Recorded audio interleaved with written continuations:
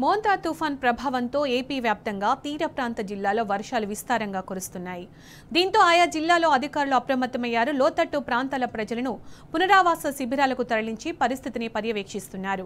కోనసీమ జిల్లాలో భారీ వర్షం కారణంగా పలుచోట్ల విద్యుత్ సరఫరాలో అంతరాయం ఏర్పడింది. పలు మండలాల్లో ఈదురుగాలులు వీస్తున్నాయి. సాయంత్రం నుంచి గాలుల తీవ్రత మరింతగా పెరిగే అవకాశం ఉందని వాతావరణ శాఖ అధికారులు హెచ్చరించారు. ఈ నేపథ్యంలో ప్రజలంతా అప్రమత్తంగా ఉండాలని సూచించారు. ప్రజలు అవసరమైతే తప్ప బయటకు రావొద్దన్నారు అధికారులు.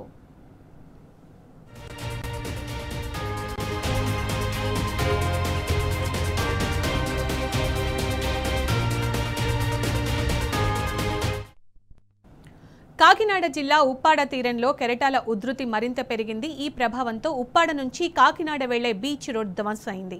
తుఫాను ప్రభావంతో విశాఖ జిల్లాలో రాత్రి నుంచి వర్షం కురుస్తోంది. పలుచోట్ల చెట్లు నేలకూలాయి. తుఫాను కారణంగా విశాఖకు వచ్చే 16 రైళ్లు రద్దయ్యాయి. ఇండిగో, ఎయిర్ ఇండియా విమాన సర్వీసులు కూడా నిలిచిపోయాయి.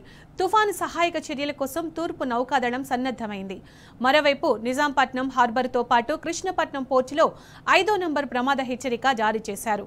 మత్స్యకారులు సముద్రంలో వేటకు వెళ్లొద్దని అధికారులు సూచించారు. విద్యా సంస్థలకు సెలవులు ప్రకటించారు.